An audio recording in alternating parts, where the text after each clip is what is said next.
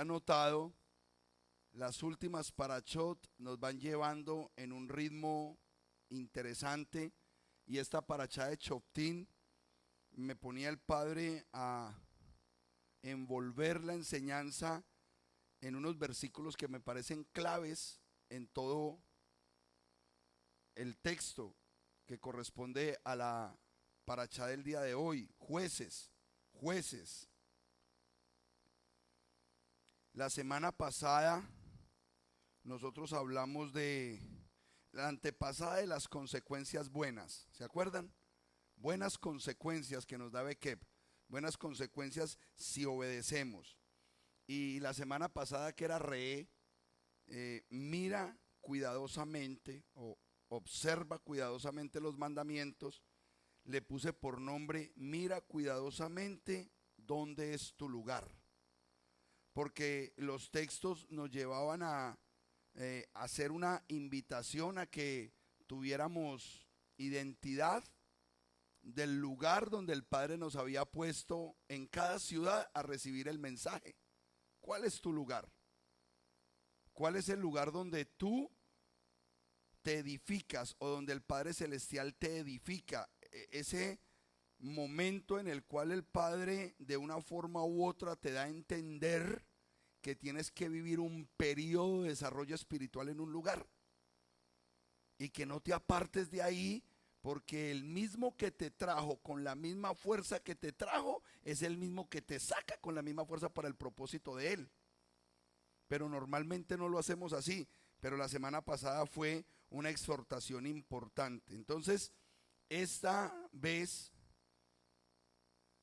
me quiero enfocar en el hombre. ¿Y por qué?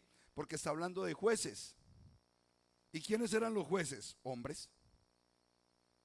Hombres en posición de preeminencia. Hombres en posición de liderazgo, de autoridad. Esa es esta parachá. Si usted me acompaña a algunos versículos, vamos a identificar que en varios pasajes de la parachá se está hablando acerca de hombres de autoridad o hombres en autoridad. Vaya conmigo por favor a Deuteronomio 16:18, que es como empieza la parachá.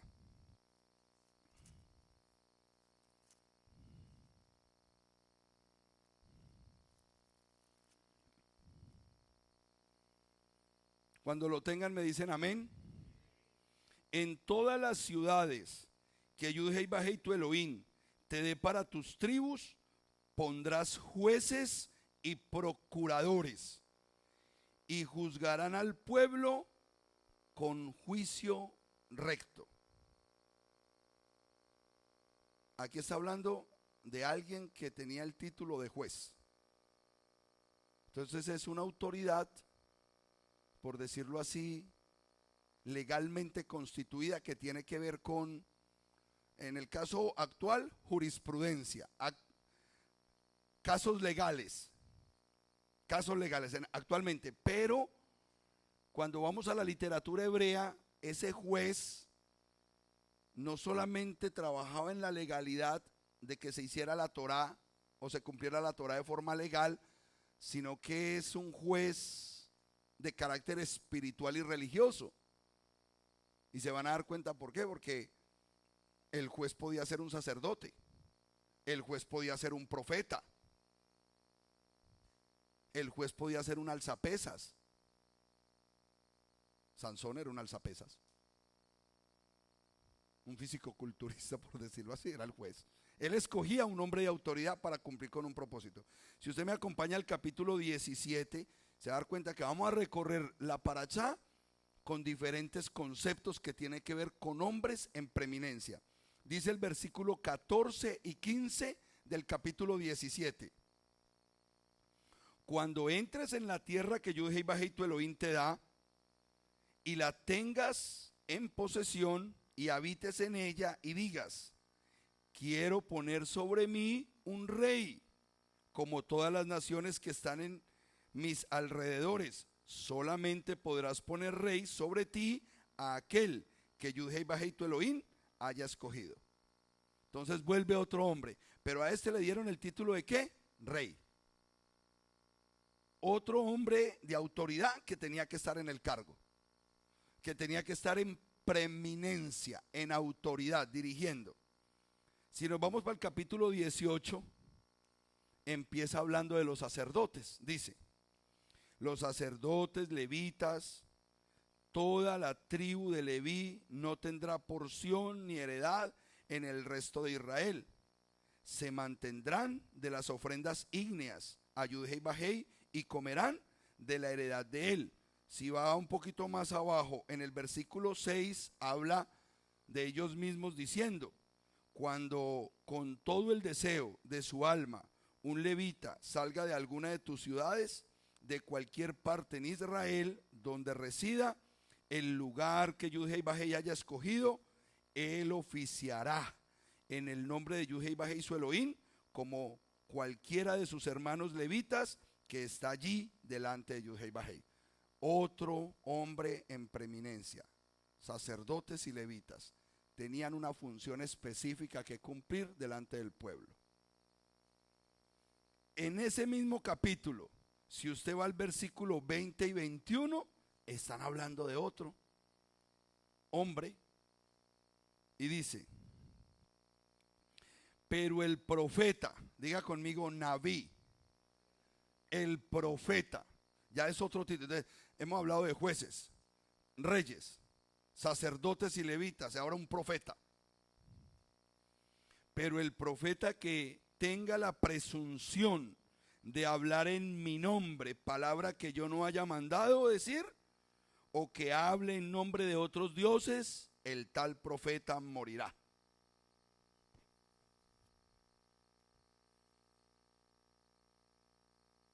¿Por qué quise leer estos versículos espaciados en la parashá? Porque veo que hay un enfoque importante en esta parashá en analizar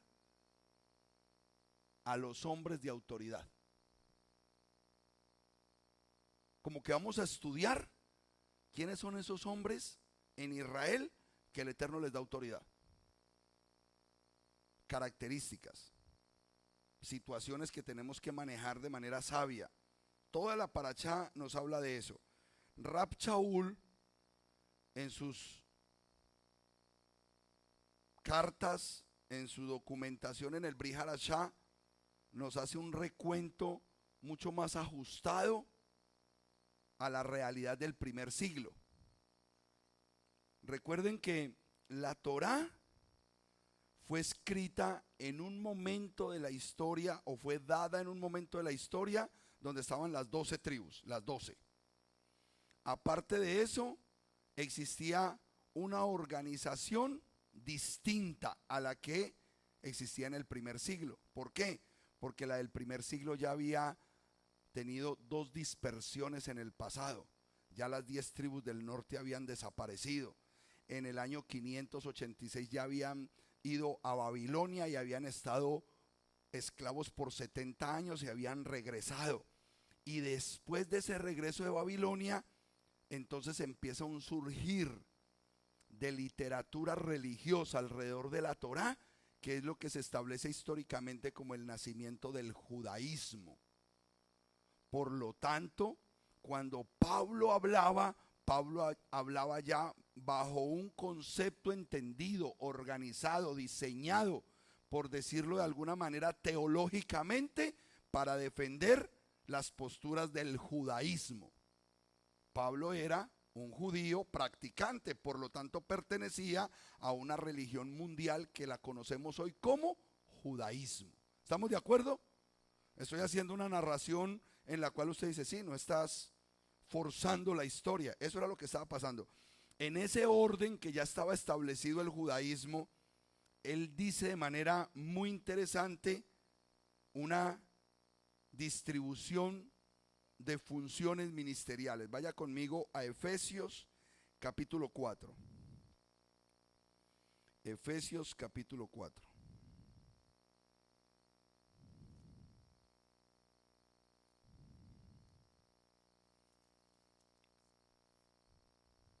Siempre pongan especial atención de la manera en que yo lo digo.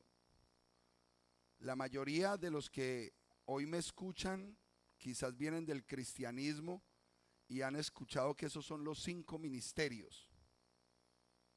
Y pues para todos nosotros no es extraño ver la lucha ministerial que existe hoy y cómo los títulos se han apoderado de la religión, los títulos. Sin embargo, bíblicamente no son títulos, son funciones que los hombres tienen que cumplir. La función apostólica, la función profética, la función evangelística, la función pastoral y de maestría. No son funciones, pero pues hoy es, el título va por delante. Viene el profeta, ¿en serio? Con el apóstol fulano de tal. Y ay, ¿cómo? Y preparémonos porque vienen los querubines y los arcángeles. Porque ya ese título existe. Quiero que sepan que ese título ya existe. Vienen los querubines y los arcángeles. Entonces la gente como que cae en ese bombo y platillo de los títulos y resulta que son funciones. Funciones que cualquiera de ustedes puede llegar a cumplir en un momento determinado si el Espíritu lo quiere usar. No es la realidad. Esa es la realidad. Entonces, mire lo que dice en el versículo 11. Yo voy a empezar desde el 11, pero considero que hay que leer varios versículos porque me habla de condiciones importantes de tener en cuenta cuando hablamos de una función de un líder, de una función de aquellos que fueron llamados a preeminencia o autoridad en la congregación y que ellos deben influenciar al resto de la comunidad. Entonces dice acá, Él dio a unos el ser apóstoles, a otros profetas, a otros evangelistas y a otros pastores y maestros. Quiero parar aquí un momentico porque es mi opinión personal. No necesariamente usted tiene que estar de acuerdo porque es una opinión personal, ¿ok? Pero yo considero que no son 5 ministerios. Yo considero que son 4 ministerios. No, pero pastor, es que las 5 columnas que dividían el lugar santo, esa conexión ahí es una conexión muy bonita que el cristianismo moderno usa, pero de ahí a que eso sea el significado pudiera diferir. Sin embargo, ¿por qué se los digo? ¿Qué es el apóstol? La palabra en hebreo es sheilach. Y la verdadera traducción de sheilach es mensajero, como un malach, como un ángel mensajero, una persona que va a llevar un mensaje. Entonces, ¿cuál es el trabajo apostólico? Ir a llevar el mensaje. Entonces, cuando usted me llama y me dice, pastor, es que ore por nosotros que vamos para Ocala y hay 2 familias allá que quieren guardar chava, en ese momento usted se va empoderado del manto apostólico porque va a ir a llevar el mensaje. Yo no llamo, vea, sí, esa es la radio de Ocala, van para allá los pastores, los apóstoles Peña, los apóstoles Angulo van para, yo no llamo, porque ese es el mover del apóstol. Vas a ir a cumplir una función de ir a llevar el mensaje a una familia y eso es una labor apostólica. ¿Por qué? Porque es un mensajero, en ese momento te conviertes en un mensajero. El concepto de profeta, diga conmigo Naví. La palabra Naví, amados, yo me vine, mire, es que por eso les decía que yo no sé ni por dónde empezar. Tuve que sacar documentos de todo lado, porque yo quiero que usted no sienta que yo quiero forzar las cosas. No, yo le estoy diciendo una realidad de lo que significa entender el texto en la dinámica hebrea, en la dinámica correcta. La palabra Naví quiere decir hombre inspirado. Hombre inspirado. Ahorita, cuando usted se inspiró, yo vi en ti un manto profético, Carlos. Yo lo vi, men. Te entregaste inspiradamente. No te importó el que había al lado, no. Inspiradamente empezaste a hablarle y a cantarle a tu creador. Cuando leemos las escuelas de profetas en los libros de crónicas, en los libros de Reyes, vemos que las escuelas proféticas todas arrancaban desde los conceptos musicales de adoración y alabanza, entraban en adoración y alabanza, y era tanta la presencia del Espíritu que terminaban profetizando. ¿Y qué es profetizar? Hablar inspiradamente las cosas del Eterno. Es decir, si una persona se para aquí, bueno, es que Dios es tan bueno. Pues sí, yo les voy a dar mi testimonio. Ay, sí, porque es que Él es tan bueno. Y ay, no, es que es tan difícil hablar para mí de Dios. Y Él me sanó. Él hizo un milagro conmigo. Y Él está hablando de Dios. Pero en ese momento solamente está dando el testimonio. Está dando el testimonio. Pero en el momento en que Él, y resulta que en el momento más difícil de mi vida, estaba yo ahí, empecé a orar y empecé a ver la manifestación del Eterno y empecé a notar cómo el Eterno empezó a tocar mi alma y mi corazón y me empezó a llenar de su espíritu y empezó a profetizar porque se inspiró por el Ruach. Hay una inspiración, hay una pasión, hay una acción en ese hombre, en esa mujer que lo toma el espíritu, porque quiero que sepa que eso no lo hace el diablo. El diablo no va a hablar inspiradamente el creador, porque cuando es el diablo usted nota la mentira. Voy a ponerle un ejemplo de el profeta mentiroso.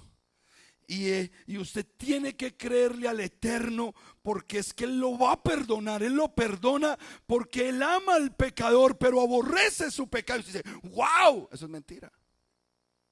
Eso no está en la Biblia. Esa frase no está en la Biblia, eso es de Gandhi. Y nos metieron la película de que Él ama al pecador. Él aborrece al pecador y lo extermina si es necesario. Y le dio una orden a la tierra, que si ese pecador y ese inicuo se quedaba ahí, la tierra lo iba a vomitar de su lugar. Pero lo que pasa es que esa inspiración no gusta, porque esa inspiración me confronta, pero es inspiración del Ruach. Porque lo que quiere el Ruach es que tú reflexiones y vuelvas al camino de la verdad. Que vengan esas palabras y choquen en tu corazón, te confronten en el espejo espiritual y tú digas, está hablando de mí, estoy pecando, necesito un cambio. Eso es inspiración. No es la inspiración de, ay, qué rico, como, viste como, ay, me tocó tanto cuando dijo lo del Mercedes azul. Yo lo vi en ese momento. Hay dos tipos de inspiración en este tiempo. O se inspiran con la palabra del Eterno, o se inspiran para que tú escuches lo que a ti te gusta escuchar. Pueden existir inclusive mujeres que profetizan porque hablan en sus momentos inspiradas por el Ruach HaKodesh. La palabra Nabá, profetizar, cantar inspiradamente, cantar inspiradamente. Son momentos de inspiración espiritual. Es un discurso que sacude el alma de los que están alrededor. En ese momento hay un manto de Nabí, profecía, profeta, porque habla inspiradamente del Eterno. Los oídos que escuchan son como capturados ahí, espérate. Yo quiero escuchar más. Sientes que no está hablando el hombre, sino que hay un ser hablando a través de ese hombre. ¿Por qué? Porque está tocando fibras que tú dices, bueno, ¿y a este tipo quién le contó? No está hablando el tipo, está hablando el espíritu a través del tipo y por eso te está diciendo lo que tú, ¿me entiendes? Entonces, esa tarea de profeta usted la puede cumplir en ciertos momentos. Normalmente, ¿quiénes son los profetas más usados? Los que leen mucho la escritura, porque normalmente el profeta habla, son las palabras del Eterno, habla lo que está escrito, no habla lo que él cree que debe hablar, sino que sus palabras siempre van adyacentes, pegaditas, paralelas a la escritura. Normalmente o dice el versículo o parafrasea la palabra, pero de una manera correcta. Y cuando hace algún avance subjetivo de la escritura, es completamente alineado a lo literal y te llega y tú dices, uy, esa palabra hoy, yo había escuchado tantas veces ese versículo, pero esta vez entendí otra cosa. Por eso dice que la palabra es viva y eficaz, y más cortante que espada de doble filo, y penetra hasta el tuétano del hueso. Sea inteligente, que cuando una palabra de esas usted sienta que penetra sus huesos, en ese momento meta una semilla de vida ahí, porque esa semilla va a ser alimentada desde el tuétano del hueso. Cuando usted ora por un enfermo y usted siente que ese enfermo se confunde ahí, porque quizás está ahí en esa cama es por su pecado. Quizás está en esa cama porque descuidó un área en su vida. Y en ese momento dice, no, espérate, que es que el único que me va a levantar de aquí es el Eterno. Y viene la lagrimita que usted le dice, es que usted nació para vida eterna. En el momento que usted vio que esa palabra rompió lo profundo de ese enfermo, usted le dice, es que en ti está el poder que levantó al Mesías de entre los muertos. Es un poder que resucita, es un poder que levanta, y ese poder está dentro de ti. Esa semilla está allí guardada, y en ese momento esa persona engendra, guarda esa semilla. En su momento va a pararse de ahí como nada. Me sané, me sanó el Padre.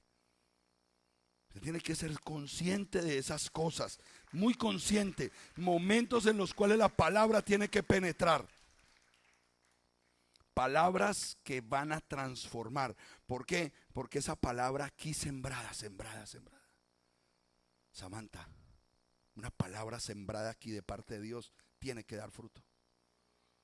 Tiene que dar fruto, porque la palabra del Eterno siempre traerá fruto abundante a los suyos.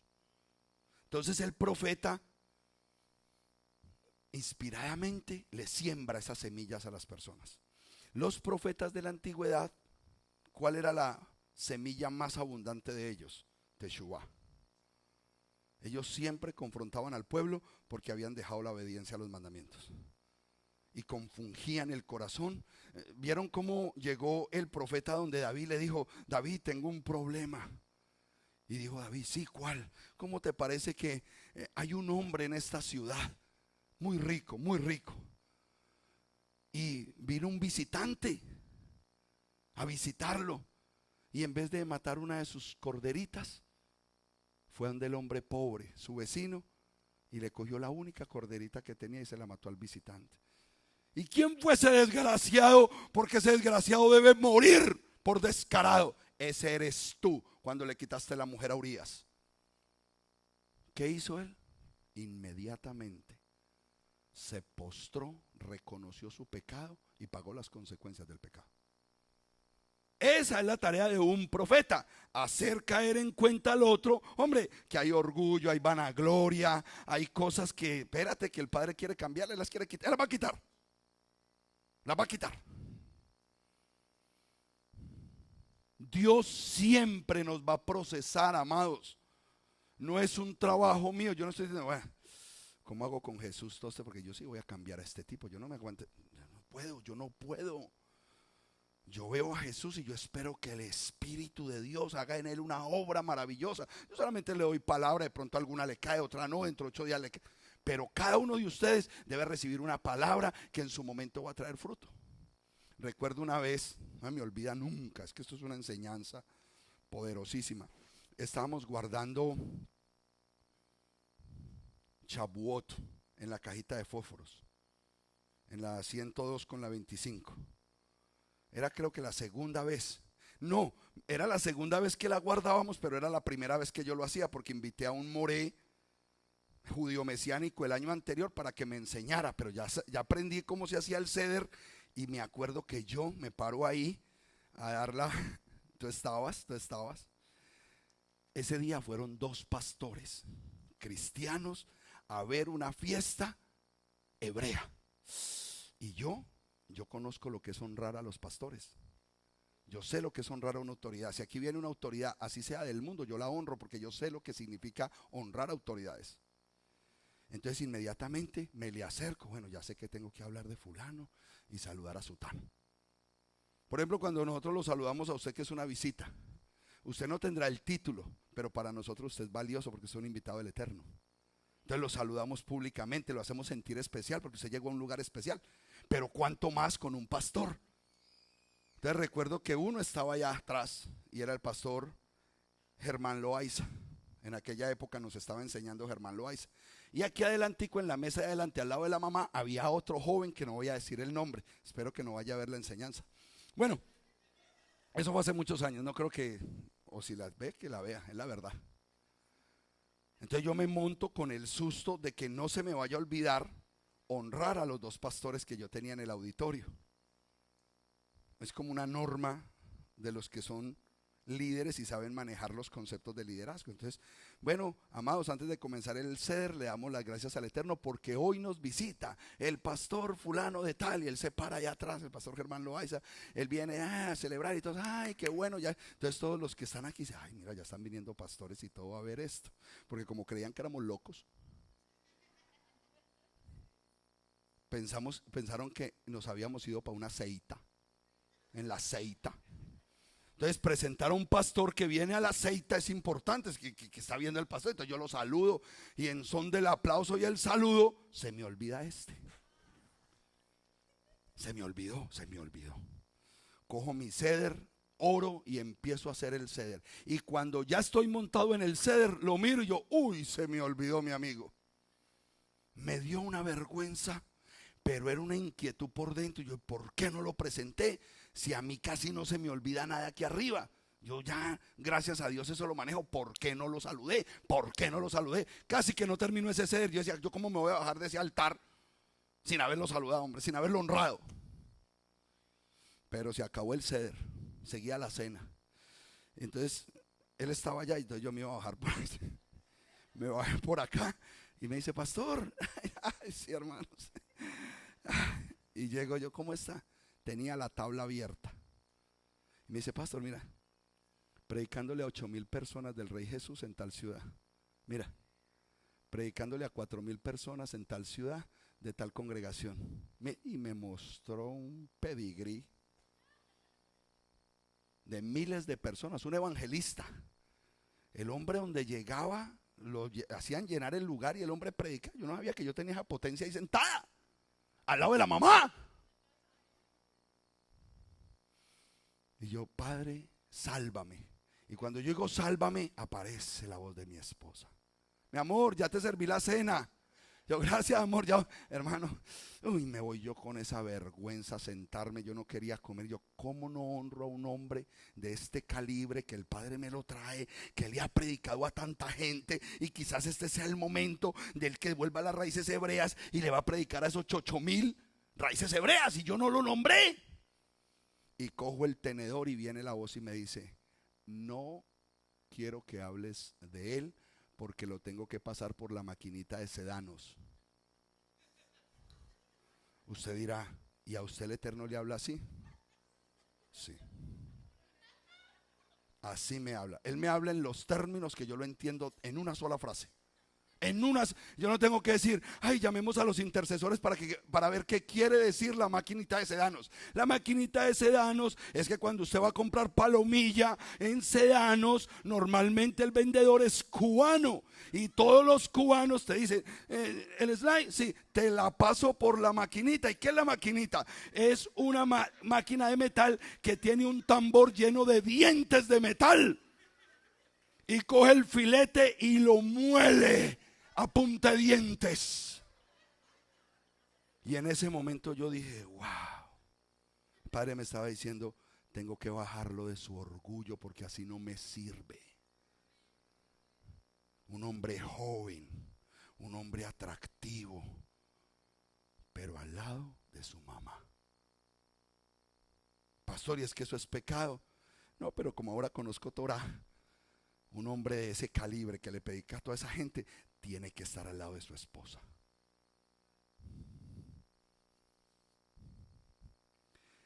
En Torah solteritos por allá encaramados, eso no lo vas a ver. Eso no lo va, es un diseño de reino. y solamente fue esperar pasar 2 años para recibir una llamada de él. Pastor, ¿cómo estás? Bien, hermano mío, ¿y tú? Tiempo sin saber de ti, ¿por qué no volviste? No, pastor, no sabe lo que yo he pasado. Me contó el recorrido por la maquinita de sedanos.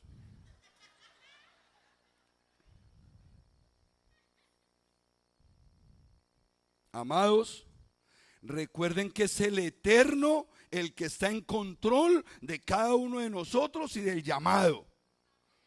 El hombre que pone por preeminencia o por autoridad no es sino una herramientica, dice la escritura, inútil, siervo inútil del Eterno, que solamente hace lo que lo mandaron a hacer.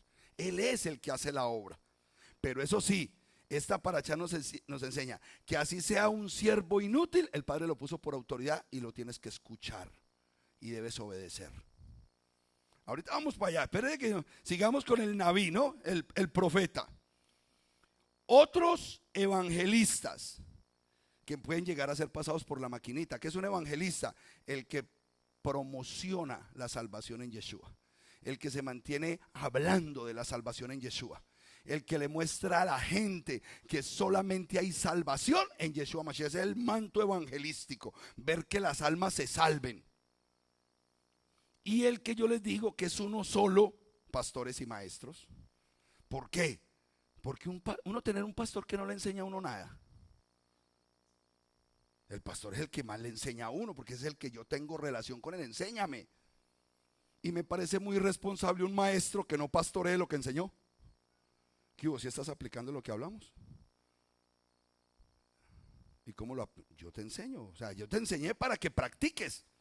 Entonces yo no puedo en mi mente ver esas dos cosas como separadas.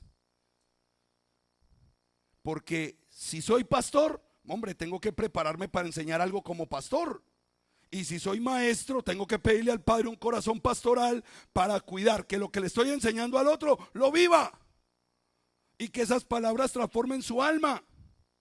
Por eso es mi humilde opinión que es solamente un ministerio, pastores y maestros. ¿Con miras a qué? Siga leyendo.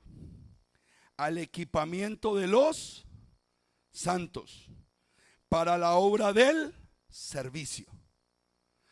Esta palabra se puede dar en 2 direcciones. Lo que estamos haciendo aquí, ¿qué es? Un servicio al Eterno. Pero a la vez, cada uno de ellos debe servirle a sus hermanos. O sea que la palabra servicio aquí va en 2 direcciones. Para que esto pueda funcionar como un servicio de adoración al Eterno, pero que dentro de este caminar, cada uno nos sirvamos los unos a los otros, con los dones y los talentos que el Padre nos ha puesto a cada uno. Lo comprueba la frase siguiente: para edificación del cuerpo del Mashiach. Entonces, cualquier persona que se suba acá y dice, ay no, vino buena gente. Yo no veo gente, yo veo miembros del cuerpo de Mashiach. Yo veo los miembros del cuerpo de Mashiach. Yo veo que cada uno de ustedes forma parte de una unidad que se llama Yeshua. Ustedes son el cuerpo del Mashiach y él es la cabeza. No, perdón, nosotros somos el cuerpo del Mashiach. Lo que pasa en este momento es que yo soy boca. Yo en este momento soy boca y me toca hablar. Pero ustedes ahí sentaditos escuchando están siendo equipados para cumplir con la función que cada uno le toca. En su momento le va a tocar una función en el reino. Se está equipando, está aprendiendo, está conociendo una dinámica, está recibiendo, está sembrando lo que algún día va a cosechar. Porque hay mucha gente que quiere, no, yo ya estoy listo para predicar. Sí, pero nunca has estado listo para escuchar. Entonces tú nunca escuchas y si quieres que te escuchen. No, en el reino funciona que todo lo que tú siembres, eso cosecharás. Entonces primero que tengo que hacer, vivir el papel de ¿qué? De congregante, de aprendiz, de discípulo, de servidor, de apoyo, de ayuda, para que algún día el Padre te ponga en eminencia, en autoridad y sirvas. Y es algo muy hermoso servir. No hay mayor satisfacción para un siervo del Eterno que poder servir. Esa es nuestra recompensa, servir. Sigamos. Pero ¿por qué habla para la edificación del cuerpo de Mashiach? Escuchen bien. Hasta que todos lleguemos a la emuná, a la unidad de la emuná, de la fe. Unidad de la fe. No se le olvide esta palabra, unidad de la fe. Porque ahorita me voy a devolver. Porque mi propósito es que todos estos títulos que el Padre dio, llámese juez, rey, sacerdote, profeta, evangelista, pastor, lo que sea, tiene un propósito y es llegar a la unidad de la fe. Ahorita me devuelvo, pero sigamos porque es que este pasaje es hermosísimo. La unidad de la fe y del conocimiento pleno del Hijo de Elohim, a un varón perfecto. Y aquí cuando habla de varón, está hablando de espíritu masculino, varón. Cuando está hablando aquí, está hablando espiritualmente. Cada hombre o mujer aquí tiene un espíritu del Eterno y le está hablando a los dos. Aquí cuando habla de un varón perfecto incluye a la mujer, porque está hablando es del espíritu de Mashiach en ese ser, sea hombre o sea mujer. A un varón perfecto. Hay algunas versiones que dicen algún varón, hasta que llegue a un varón maduro. ¿Hay alguna versión que dice maduro? Todos dicen perfecto. La católica dice maduro, a la madurez. Y ahorita vamos a entender por qué madurez para el Eterno es perfección. Ahorita vamos a la medida de la estatura de la plenitud del Mashiach. Entonces, ¿qué es una persona delante del Eterno varón perfecto? Una persona madura. ¿Qué es una persona madura? Que le hablan alguna cosa espiritual y la recibe. Y puede ser ofensiva. Y usted dice, bueno, no lo había visto así, pastor. Déjame, yo oro y lo pienso y voy a escuchar tus palabras. Madura. Que se puede confrontar y no se enoja y se va.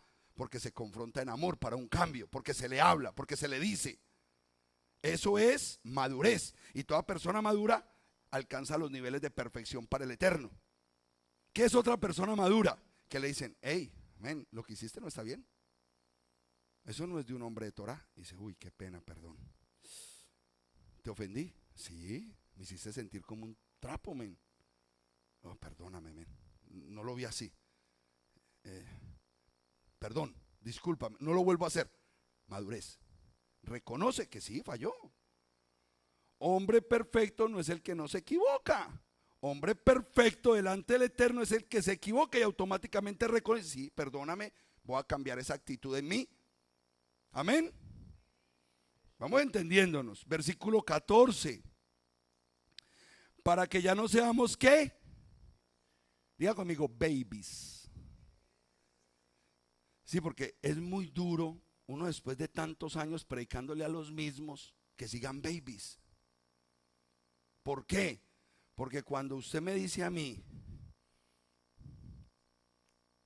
una persona de este tamaño, grandotote, ¿cuántos años tiene? No, él tiene, no, así. Él tiene 18 años. ¿18? Usted no le dice nada por pena, pero es algo raro. ¿Por qué si tiene 18 se ve tan chiquito? No pudo crecer. Y un niño que no puede crecer, ¿qué tiene? Una enfermedad.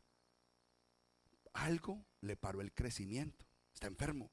Porque lo normal es que 18 esté así. Y si come en McDonald's está como de 2 metros. Porque la cantidad de hormonas que le meten a esas hamburguesas, eso crece, pero una cosa. Y el niño, ¿cuánto tiene? 13. ¿Cómo está, joven? No le ha ido. Puro McDonald's. Hormona de crecimiento. Entonces uno con los ojos ve, espérate un momentico, no es que es tan maduro, no es que lleva tantos años aquí, ¿por qué se comporta como un niño? ¿Por qué se comporta como un niño si ya era hora que estuviera mostrando los frutos de desarrollo, de madurez? Es normal, es normal. Yo he madurado mucho con María. Uy, María me ha hecho a mí madurar, pero montones. Las confrontaciones que ella me ha hecho a mí todos estos 15 años son los que me han hecho madurar. Pero el que no le gusta que lo confronten, puro McDonald's. Te ves grande, pero es pura hormona de crecimiento, no es real. No es buena alimentación espiritual. Cuidado con eso. Sigamos, versículo 14, ¿no? Para que ya no seamos niños fluctuantes, mira, peor, fluctuantes, sacudidos por las olas y zarandeados por todo viento de doctrina en la maniobra tramposa de hombres que emplean con maestría las artimañas del error. Imagina, maestros del engaño. Suena como una película de Hollywood. Maestros del engaño. ¿Usted cree que es errado lo que está diciendo Pablo desde hace 2000 años? Que existen hombres que de manera maestra, una mente maestra para engañar a los demás. Yo no sé por qué últimamente les he estado diciendo lo mismo. ¿Están seguros que yo no los estoy engañando?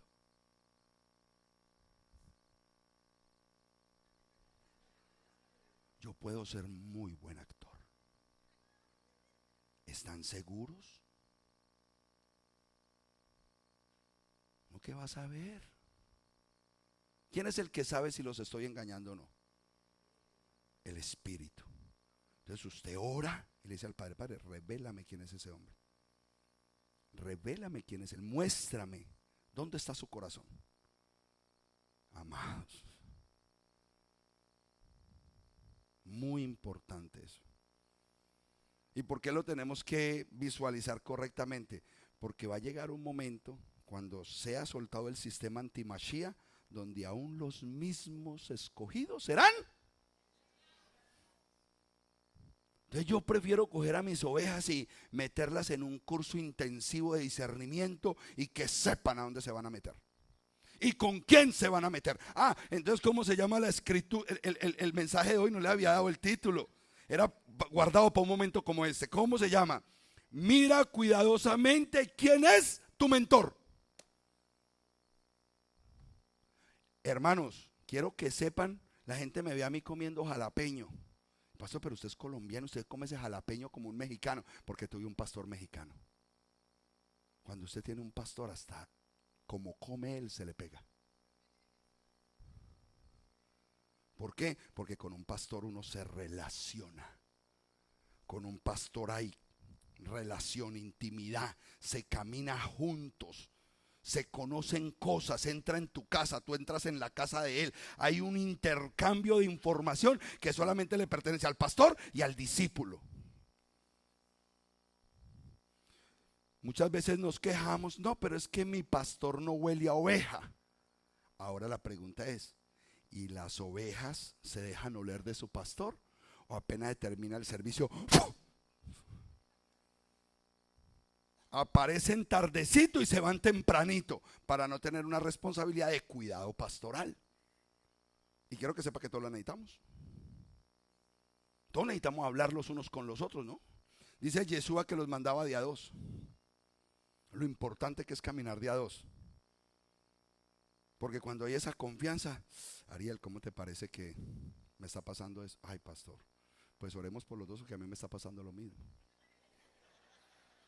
A quedarse usted solito con lo mismo.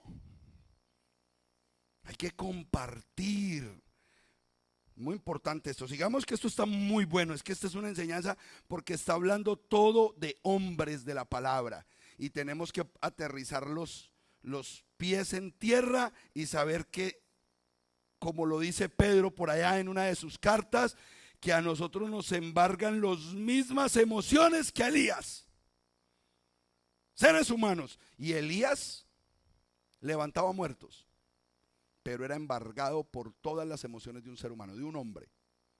Eso es normal, muy normal. Entonces sigamos leyendo versículo 15. Sino que hablando verdad en amor, crezcamos en todas las cosas en aquel que es la cabeza, Mashiach, por quien todo el cuerpo está siendo estructurado y unido por la provisión de cada ligamento y según la función sobrenatural de cada miembro, el crecimiento del cuerpo se realiza en amor para su propia edificación. Entonces lo que el Padre quiere es que cada día nosotros nos liguemos más. Ligaduras. ¿Cuáles son las ligaduras? Cuando usted ve la imagen del hombro y los tendones, cómo se mueven para que haga el movimiento, esas ligaduras, esos tendones que unen un miembro al otro y que firmemente cumplen todos con una misma función. Eso es lo que el Padre quiere a través de esos benditos títulos. Esos títulos son funciones que los hombres debemos cumplir en esta tierra para que algo pase en la vida de otros. ¿Por qué les decía yo que no se les olvidara la unidad de la fe? La unidad de la fe. Porque para mí ese punto es importante. ¿Cuál debe ser el trabajo de los hombres que Dios pone en autoridad? Enseñarle al pueblo a que logremos todos la unidad de la fe. Pero viene el gran problema, y aquí me toca abrir a mí el otro cuadernito viejo, cuadernito de casi 10 años.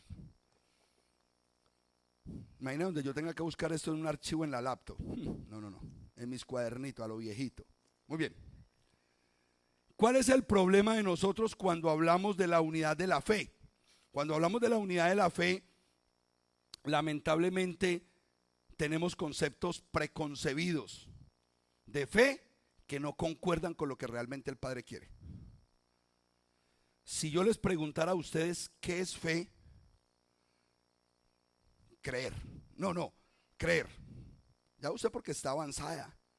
Pero aquí tengo visitas, tengo gente que lleva 1 mes, 2 meses, y para él todavía la palabra fe es creer. No me digan obediencia porque ya están avanzados. Lo felicito a los avanzados. Pero como me interesa es ir al ritmo de los más pequeños, los que no saben qué es verdaderamente fe, entonces la primera palabra que sale es creer. Y ahí pudiéramos nosotros pensar si creer como tal es una palabra que me da mi seguridad. Yo creo que va a llover. ¿Da seguridad? ¿Sí? Uy. Yo creo que me voy a ganar la lotería. ¿Da seguridad? La persona que en español utiliza la palabra creer para fe, está utilizando esa palabra ambigua que nunca dice nada y más bien debería ser utilizada como palabra matriz en los Mikosuki. ¿Por qué vas a los Mikosuki? Porque crees que vas a ganar. ¿Por qué te sientas en la ruleta? Porque crees que vas a ganar. ¿Por qué le metes plata? Porque crees que vas a ganar. Esas son palabras para los Mikosuki, para los que juegan la loto. Porque tienen una fe cristiana. Tienen una fe cristiana. Creen. La palabra creer no ayuda. Y ahí es donde viene mi punto. Pero resulta que es que no, pastor, es que no le has preguntado a un erudito de la palabra. Entonces le preguntamos, entonces, ¿qué es creer? Y inmediatamente saca Hebreos 11:1. Es pues la fe, la certeza de lo que se espera, la convicción de lo que no se ve. Pues lo mismo, porque resulta que ese versículo es pues la fe, es una respuesta subjetiva del concepto fe. Y la gente lo está tomando como una verdad absoluta. Y usted analiza la sintaxis de esas dos frases. Es pues la fe, la certeza de lo que se espera. Imagínese. Entonces, lo que espera usted, le apuesto que es diferente a lo que él espera. Y lo que él espera es diferente a lo que usted espera. Entonces, ya ahí, la convicción de lo que no se ve. La convicción de lo que no se ve, Lorena. La convicción de lo que no se ve, Lorena. ¿Qué le estoy diciendo? Nada. Nada. Entonces decimos ese versículo y decimos, wow, se sabe el versículo, pero no dice nada en español. Entonces, ¿qué es lo que pasa? Nosotros tendríamos que decir hasta llegar a la unidad de la emuná. Miren, hagamos un experimento, muchachos. Hagamos el experimento. Vaya conmigo, por favor, y cojan su teléfono en Google. Hagamos el experimento. Por eso les dije yo que esto es un servicio pentecostal. Sirafán. Vayan a Google. Vayan a Google. ¿Ok? Y van a escribir en Google palabra fe en la Biblia. Escriban palabra fe. Palabra fe. Ahí sale adelante, en la Biblia. Clic. Le estamos preguntando al rabino Google. Palabra fe en la Biblia. A la mayoría ya le salieron estas dos imágenes, ¿cierto? Sí, porque estamos en el mismo buscador. Entonces dice, el apóstol Pablo enseñó que la fe es la certeza de lo que se espera, la convicción de lo que no se ve. Hebreos 11:1. Entonces, como Pablo lo enseñó, nosotros ya decimos que eso es fe. Y nos quedamos ahí. Ahí nos quedamos, porque Pablo lo enseñó. Pero ¿quién era Pablo? Un rabino judío. Un rabino que al hacer un comentario de Torah, él sabía de dónde venía la fuente. Sino que para ese fin, en ese capítulo era necesario por el Espíritu decir esa frase. Ahora, si usted va abajo, hay una página que dice, escúchame bien, 80 versículos de la Biblia sobre la fe. Vayan a esa. ¿Sí la ven? ¿Sí está ahí? 80 versículos. Los que están en el video hagan lo mismo, pero no se salgan de acá. Si están en una computadora, pida otro teléfono, pero yo quiero que usted haga el ejercicio.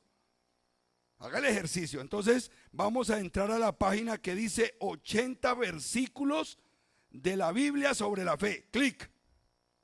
Ya le abrieron.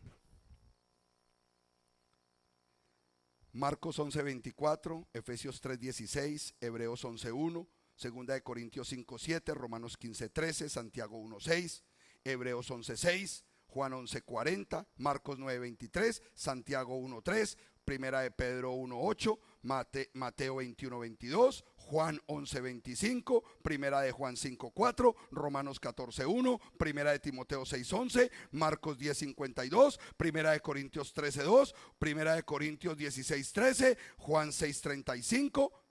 ¡Ay! ¡Milagro! Uno en los Salmos, uno. Salmo 119:30. Ahorita vamos a mirar si dice fe. ¿Ok? Bueno, ahí dice: he optado por el camino de la ¿qué? He escogido tus. No dice fe. No dice fe. Fidelidad. Y ahorita vamos a mirar por qué dice fidelidad. Romanos 10:10, Hebreos 11:11, Santiago 5:14, Romanos 1. Y seguimos. Todos los 80, amados. Todos los 80. Gálatas 6:10. Habacuc 2:4. Habacuc 2:4. Anótenlo. Sigamos.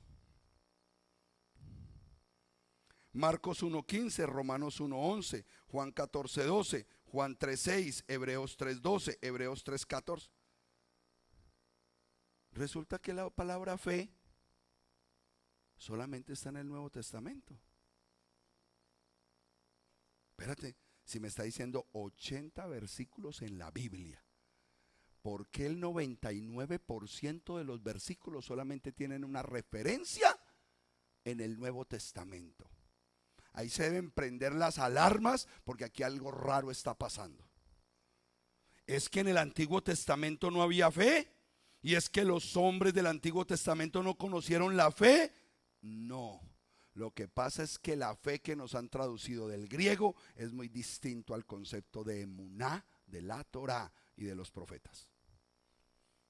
Ahí es donde viene nuestro gran problema. Entonces, ¿por qué yo les decía la semana pasada y antepasada?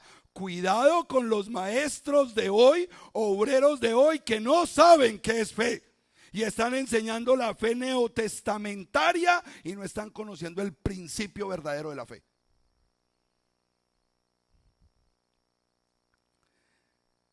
La palabra fe en hebreo usted la va a encontrar en el Antiguo Testamento bajo el concepto de amán, que es de donde viene la partícula amén. Amán. Amén. ¿Qué traduce la palabra amán? Responsabilidad estabilidad y firmeza. Entonces, cuando en el Antiguo Testamento, en cualquier parte, oímos que fulano, sutano era estable, firme, responsable con las cosas del Eterno, está hablando de la fe de ellos. Y la palabra es emuná. Pero también hay algunos pasajes, porque tiene una acepción en el lenguaje hebreo, que es la palabra yaré. Yaré. Y la palabra yaré quiere decir temor a Yud-Hei Vahei. O sea, que en el Antiguo Testamento la palabra fe es distinta a la fe del Nuevo Testamento. Porque en el Nuevo Testamento el más erudito dice que fe es pues la certeza de lo que se espera, la convicción de lo que no se ve. Y es un comentario subjetivo de un rabino judío llamado Rab Shaul. Pero los rabinos y todos los que estudian solamente la Torá, porque cuando Pablo hablaba, él no hablaba del Nuevo Testamento, él hablaba de la Tanakh, porque él fue el que escribió la mayoría de las cartas de allá. Él no estaba hablando de lo que él iba a escribir, él estaba hablando de lo que él conocía en la Tanakh. Por eso cuando él habló esas palabras o las escribió, estaba hablando de un comentario de lo que él conocía de la Tanakh, de Génesis a Malaquías. Entonces, amado pueblo, cuando un hombre de Torá hablaba de emuná, estaba hablando de responsabilidad, estabilidad y firmeza, con un profundo temor a Yud-Hei Vahei. Entonces usted hoy toma la decisión, hoy usted va a tomar la decisión, o se queda con el concepto que fe es responsabilidad, estabilidad y firmeza, con un profundo temor a Yud-Hei Vahei, o yo prefiero creer, pastor. Yo creo que me van a dar ese trabajo.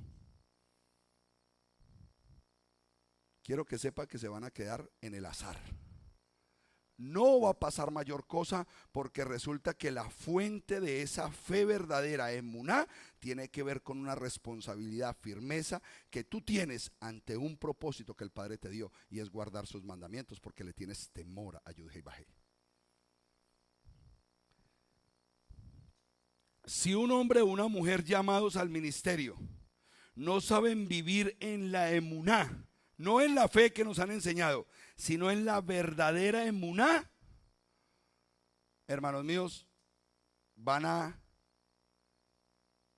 sufrir mucha escasez en muchas áreas. Área física, área emocional, área financiera, porque usted está esperando con los ojitos cerrados, con fe, lo que da el dedicarse a guardar los mandamientos del Eterno con responsabilidad, firmeza y estabilidad, temiendo al Eterno. Yo le temo al Eterno, yo lo amo, y yo lo estoy haciendo es porque yo lo amo a Él. ¿Qué es lo que queremos tener? Un pueblo bendecido. Entonces debemos guiar a ese pueblo a que camine correctamente en la verdadera fe. Para nosotros establecer correctamente por el Nuevo Testamento la fe, usted me tiene que acompañar a Romanos 10:17.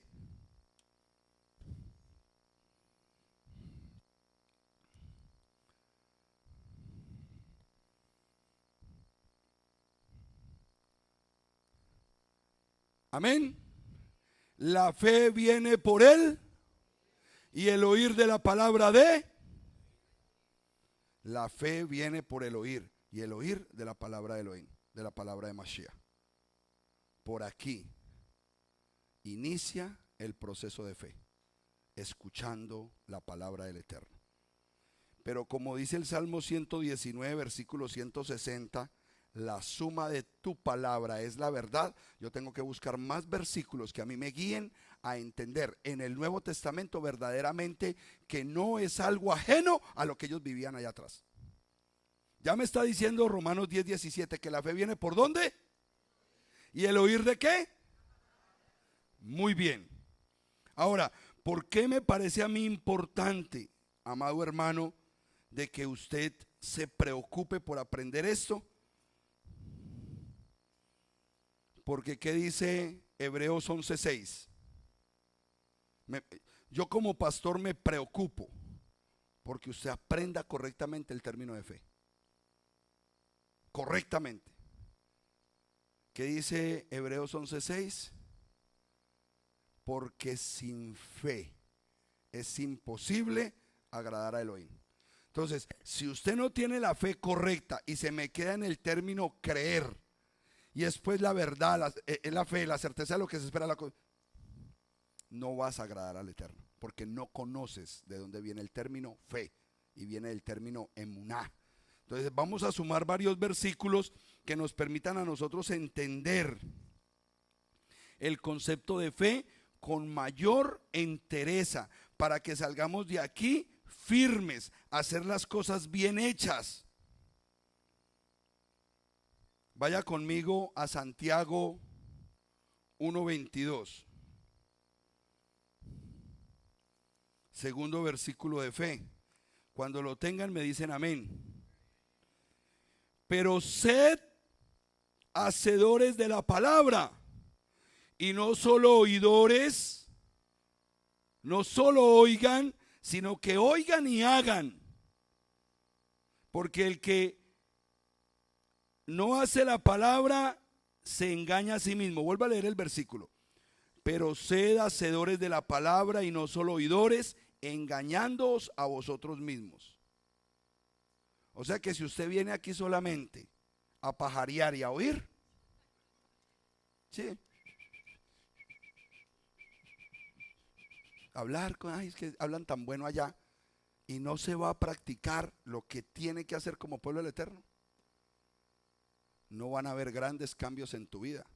No, tú te vas a obedecer la palabra.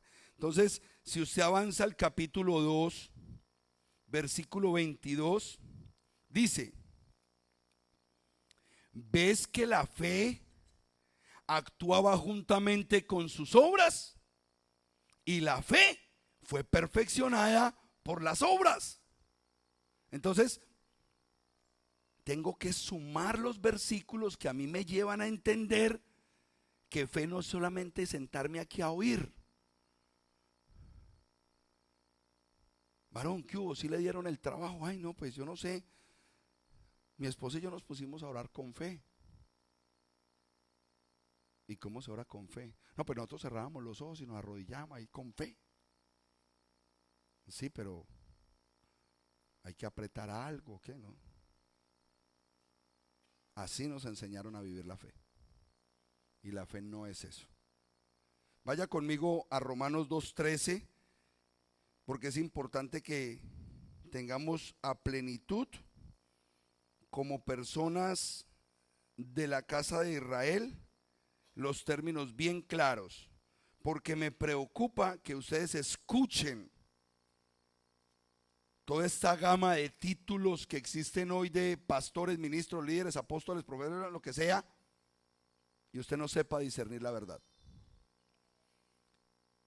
¿Qué dice Romanos 2:13? Porque no son los oidores de la ley los justos ante Elohim, sino los hacedores de la Torá serán declarados justos. Porque la palabra ley ahí es Torá. Entonces usted no puede venir aquí a oír y a pretender que dentro de 8 días vuelve a oír, y dentro de 8 días viene con más fe a oír, y no está haciendo los mandamientos del Eterno. Porque entonces no vas a recibir los beneficios que el Padre tiene para los que oyen y obedecen sus mandamientos. Oyen y obedecen su palabra. Ahí adelante, atrasito en Santiago 2:20.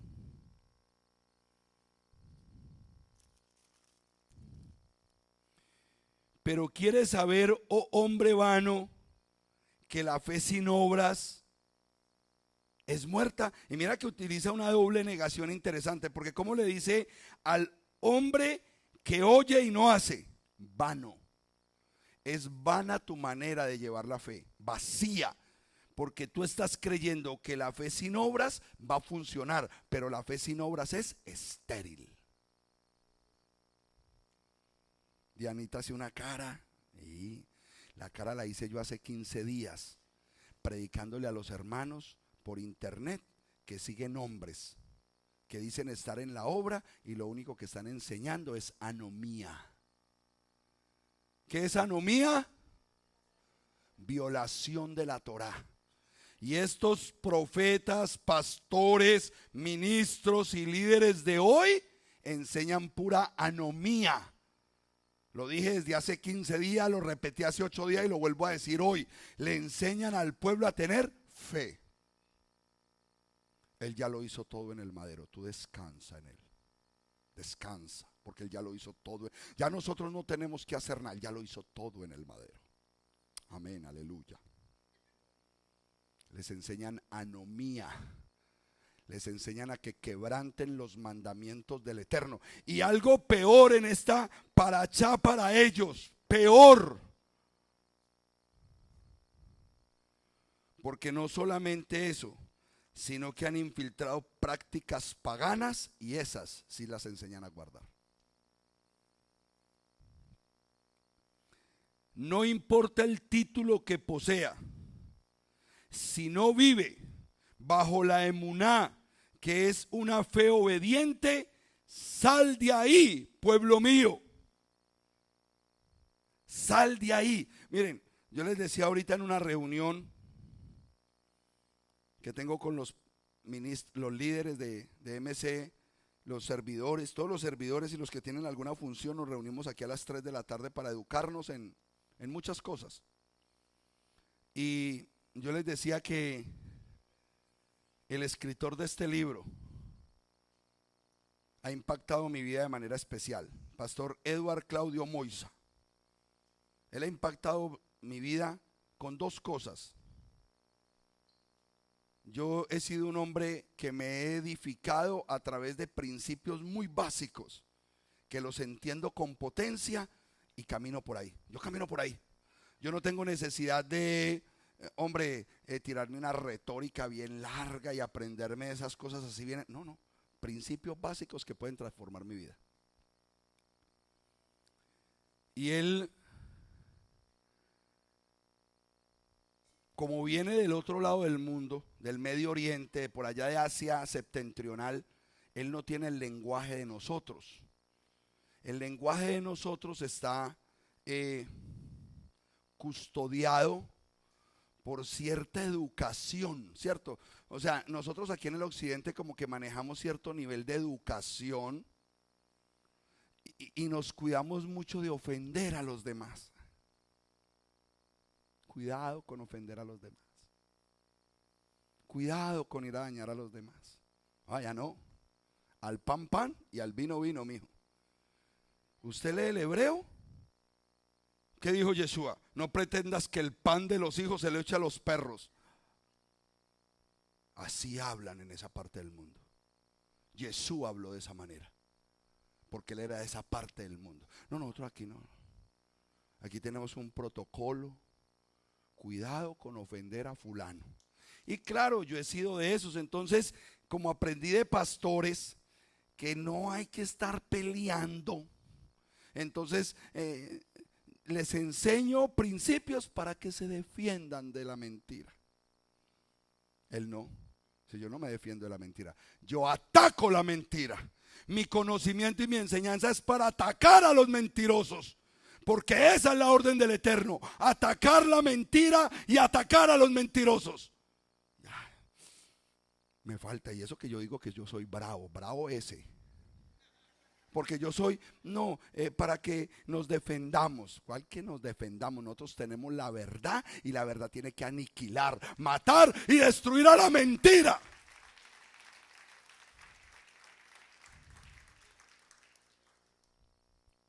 Y lo segundo que me dejó loco.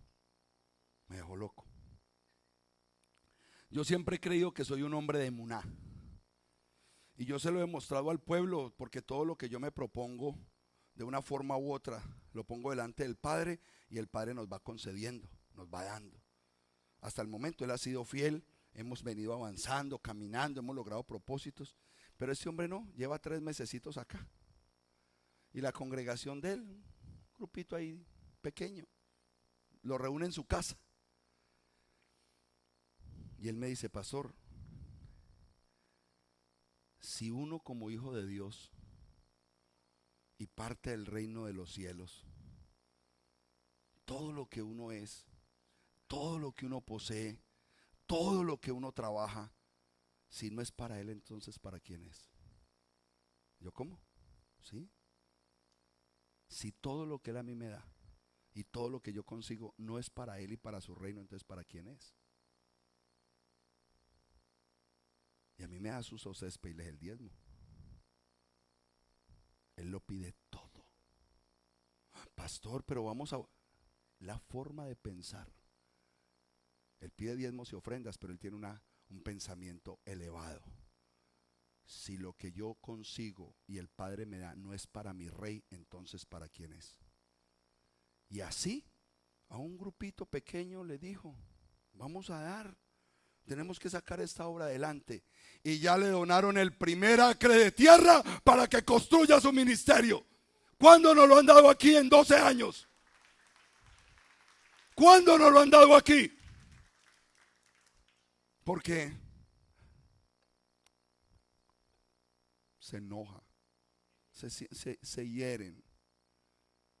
Si lo que tú consigues y si lo que tú trabajas y si lo que tú sabes que te dio el Padre no es para Él y para su reino, entonces ¿para qué lo estás utilizando?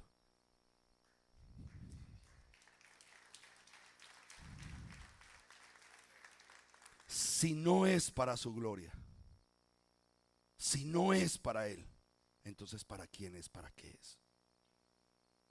Y empecé a pensar así. Y les voy a demostrar a ustedes de manera especial que pensar de esa manera es lo que trae la bendición. Se los voy a demostrar. Falta muy poco tiempo para demostrárselos. Porque yo sí vivo así. Todo lo mío le pertenece a Él. Todo lo que yo consigo es de Él. Y quiero más para darle más. Porque tengo una ambición grande. ¿Cuál ambición? Exaltarlo, glorificarlo, que su nombre sea conocido. Y quiero hombres y mujeres, familias que se unan a ese pensamiento. Todo lo mío le pertenece a Él, pero que sea real, no bla, bla, bla. Todo lo mío le pertenece a Él.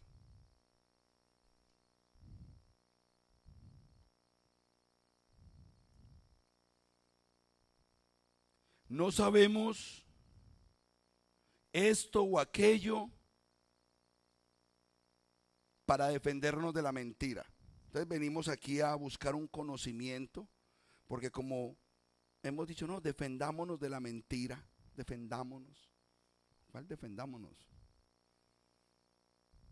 Armémonos de conocimiento y destruyamos la mentira.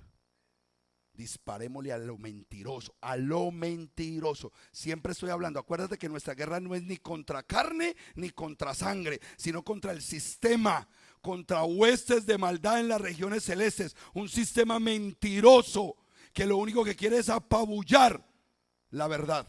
Y usted es poseedor de la verdad. Usted es el que tiene que dispararle a la mentira y denunciar las mentiras.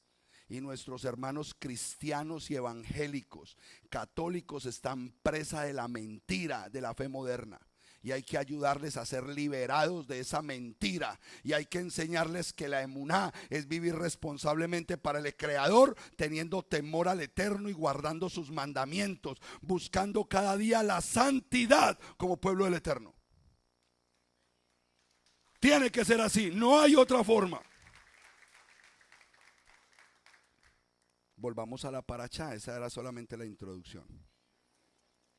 Cuando usted va a Deuteronomio, ¿qué le está diciendo el Padre a personas portadoras de la verdad? Personas inclusive que ya conocen su ministerio, su llamado.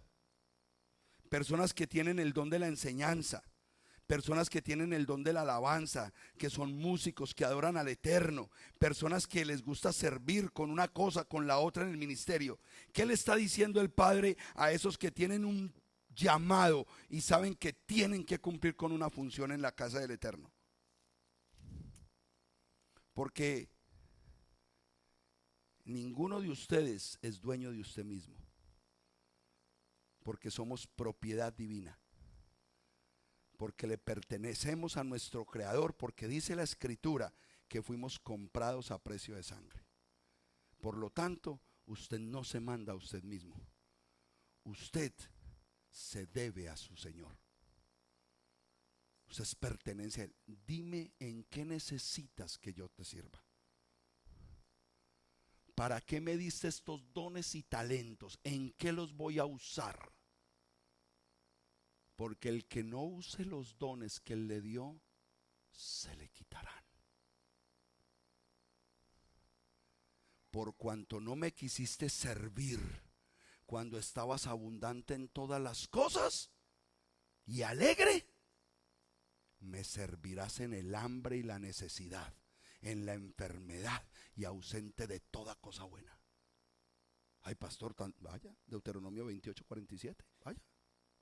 Usted no le sirve ahorita que puede servirle, le va a servir cuando el cielo se ponga de hierro y el piso de bronce y no haya fruto para tu vida. Ahí te va a poner a servir. ¿Qué estás haciendo por el Eterno y por su obra? Porque tú le perteneces al Eterno y a su obra. Le perteneces. ¿Qué estás haciendo? Voy a traer por ahí 6 meses al pastor Moisés. Versículo 18:9. ¿Y por qué se los digo que tenemos que ser amenazantes con la mentira? Porque hay un mundo allá afuera, hermanos, amigos de nosotros, familiares, que están siendo presas del paganismo dentro de las iglesias cristianas y les están enseñando anomía, a que no guarden los mandamientos de Dios, y de ahí depende su salvación. Oído con lo que le estoy diciendo, amado pueblo, porque le están enseñando a practicar el pecado. Porque en primera de Juan 3:4 dice que pecado es transgresión a la ley, a la Torá. Y nos estamos adiestrando para defendernos. Es tan fuerte ese pensamiento de que solamente aprendemos para defendernos, que han habido algunos que ni se han podido defender y ya están allá otra vez. Oh, los pensamientos tienen poder. Como siempre hemos pensado que nos vamos a preparar para defendernos, a veces no nos podemos defender y terminamos otra vez en las iglesias cristianas, evangélicas y católicas. Yo puedo hacer una listica de los que se han devuelto, una listica de los que han renunciado al Mesías Yeshua como Mesías de Israel. Yo tengo una lista por culpa de ese mensaje. Aprenda para que se defienda. Ay, venga, aprenda alguna cosita para que se defienda. No, somos el ejército de Yud-Heh y Vah-Heh y nos levantamos a la guerra, a pelear contra el sistema mentiroso. ¿Y cómo? ¿Cómo? Obedeciendo. Pero si usted es un soldado que no obedece los mandamientos, cuando entres en la tierra que Yud-Heh y Vah-Heh tu Elohim te da, no aprenderás a hacer las cosas abominables de aquellas naciones. No se ha hallado en ti nadie que sacrifique con fuego a su hijo o a su hija, ni quien practique la adivinación, ni la hechicería, porque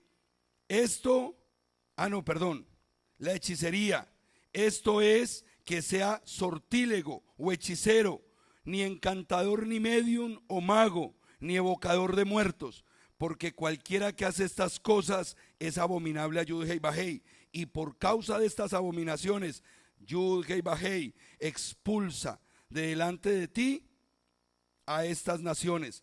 Perfecto serás delante de Yud-Heh y Vah-Heh tu Elohim, porque estas naciones que vas a desposeer escuchan a brujos y a hechiceros, pero a Yud-Heh y Vah-Heh tu Elohim no te permite eso. Ahorita la gente, basado en este documento, está escuchando puros mentirosos. No dicen la verdad, tuercen la verdad. Ay, pastor, pero por eso es que se le va a la gente, es que usted mantiene peleando. ¿Peleando? Ahora es que van a soltar el traqueteo aquí. Tenemos que predicar la verdad. Tenemos que enseñar la verdad. Tenemos que decirle a usted está mal, hermana. Hermano, usted está mal. Usted tiene que volver a los mandamientos del Eterno. Usted tiene que guardar el Shabbat. Domingo, eso es una mentira. Eso es una mentira, eso es un engaño. Te tienen adorando al sol. Y liberar a los tuyos con fuerza, con integridad, con identidad. Mire Pinjas. ¿Usted qué cree que Pinjas en este tiempo qué? ¿Será que pide una lanza?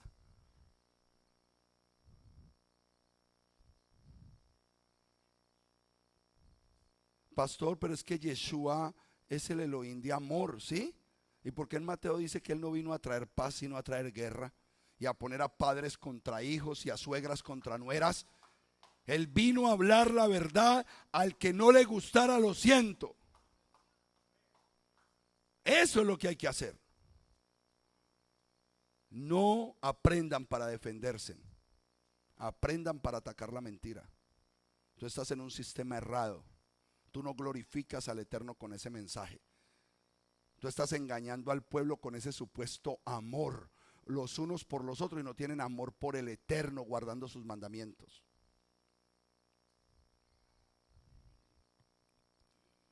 El Ruach del Eterno nos va a dar la fuerza para hacer las cosas. El Ruach del Eterno a nosotros nos va a respaldar en todo este proceso. ¿Para qué recibimos la Torá? Para vivir en la verdad, en la luz. Entonces cuando usted, sabiendo que tiene la Torá de la verdad y vive en la luz, dice: no, pero hay que respetar la oscuridad. No, donde hay luz, la oscuridad se tiene que disipar. La luz, la luz hace retroceder la tiniebla, pero tiene que haber un respaldo. ¿En qué? En el testimonio. Tiene que haber fuerza.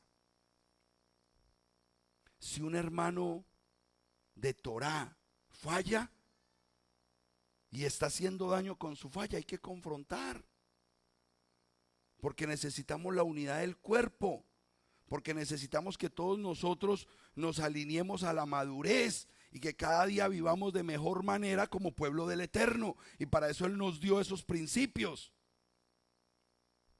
Yo sé que vivimos en una sociedad donde es más fácil calladitos, pastores, que es mejor que yo entro, medio saludo y mejor me voy para no pelear. No. Estás haciendo lo mismo que en la internet. La internet, ¿con quién vas a madurar? Ahí en la pantalla. Abre el micrófono. Amén, sí, pastor, gracias. Cierra el micrófono. No. Somos una comunidad. Y en comunidad tenemos que crecer, tenemos que desarrollarnos, tenemos que rozarnos los unos a los otros, porque entonces no estamos madurando. Es que me dijo, es que me miró, es que no me prestó atención. No, amados, crezcamos, por favor, maduremos. Estamos tratando de formar un cuerpo firme para esperar las ovejas de la casa de Israel que están aquí en Florida, que son muchas. Póngase de pie, amada familia.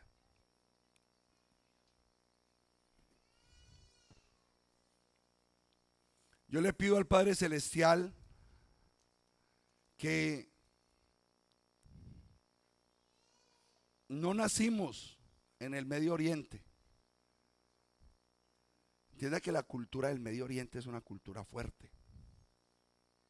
Usted lo ve con los árabes, usted lo ve con los mismos israelitas. Gente brava.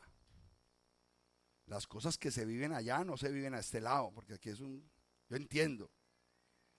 Y yo no le estoy diciendo que traigamos el bombazo de allá para acá, tampoco. Hombre, pero que al menos defendamos la verdad.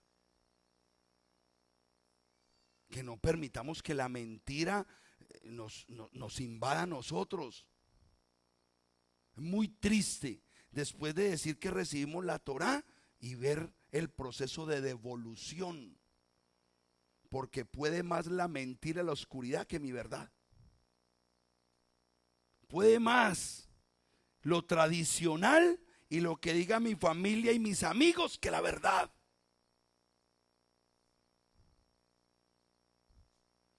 Entonces tenemos esa consigna, no, es que La verdadera palabra no viene a traer división. Sí trae división la verdadera palabra. Yeshua lo dijo. Yeshua lo dijo. Mis palabras harán poner en contra hijos y padres, nueras con suegras, porque es la verdad y no les va a gustar. ¿Qué le decían los discípulos? Duras palabras son estas. ¿Quién las soportará? Y él les decía, bueno, si no les gusta mi palabra, vaya, busquen otro que les hable más suavecito. Ustedes son los que se deben levantar, porque ustedes tienen un círculo el cual deben afectar correctamente. Yo tengo a mi suegro en un hospital, después de cirugía de corazón abierto, pero anoche los que estaban conmigo ahí lo vieron pegado con sus tubitos, pero ahí pegado en el Shabbat en la pantalla. Y ya le dije, ese es el resultado de un estilo de vida que tú has llevado. Si tú no cambias el estilo de vida, se va a volver a repetir en cualquier momento. Va a volver la dificultad. Mira, cuando el enemigo quiere venir a frenar los planes del Eterno, empieza a enfilarse con espíritus de enfermedad, espíritus de muerte, accidente. El momento en que el pueblo debe reaccionar y decir, yo tengo que buscar la presencia del Eterno. Y tengo que invitar a aquellos que están sufriendo de esa oscuridad a venir a la luz. Pero nosotros, para que eso tenga efecto, debemos vivir en santidad. ¿Y cómo se vive en santidad, pastor? Guardando los mandamientos de Elohim. Cada uno de ellos debe guardarse. Y aquí lo que hacemos es eso. Parachá tras parachá, estudiar cuáles son los mandamientos y guardar este y guardar el otro. Varones que se preparan para hacer tevilá antes de Yom Teruah. Usted hace tevilá, pero se monta en los silsillotes. Si usted va a hacer tevilá, varón del Eterno, es porque ya se va a montar en su silsillote. Porque si usted hace tevilá y no guarda Shabbat y no se monta en los silsillotes, está pecando. Porque esto es un mandamiento. Es un mandamiento. Tú te tienes que poner esos silsillotes. Es lo que dice para los hijos de Israel. Bueno, perdón, es para los hijos de Israel. Cuando tú no te los pones, yo no soy hijo de Israel. No espere las promesas que están dadas para los hijos de Israel. Compromiso. Y tú no te devuelves. Fuerza y fortaleza de parte del Padre, y Él te va a soportar, te va a bendecir, te va a proteger, te va a prosperar en el nombre poderoso de Jesús. Amén. Cierre sus ojos ahí donde está.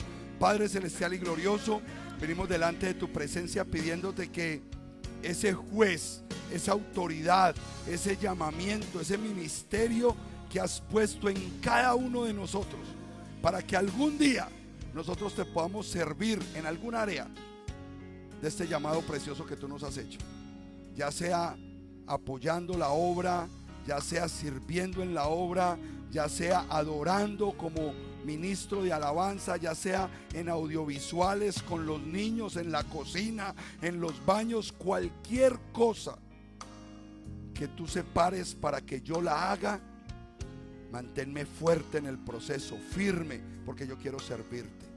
En el nombre poderoso de Yeshua, Padre, yo te pido que esa semilla de servicio, por cuanto te aman, porque te amamos, porque tememos a tu nombre, sea sembrada en el corazón de cada uno de mis hermanos, y que cada uno se sienta apto para cumplir una tarea, una función, para apoyar esta obra, para sacar adelante lo que tú tienes para nosotros en esta tierra. En el precioso y poderoso nombre de Yeshua, yo te pido que tu bendición, Rey Eterno, descienda sobre esta casa, porque somos un cuerpo que te quiere agradar. Somos un cuerpo que quiere exaltar tu nombre, Rey Eterno. Gracias te damos, Rey, en esta hora, en el precioso y poderoso nombre de Yud Hei Bahei, el Elohim de Abraham, el Elohim de Isaac, el Elohim de Jacob, el Elohim poderoso de Israel, roca preciosa de nuestra salvación, el Adón, Yeshua Mashiach. Amén y amén. Dale un fuerte aplauso al Rey.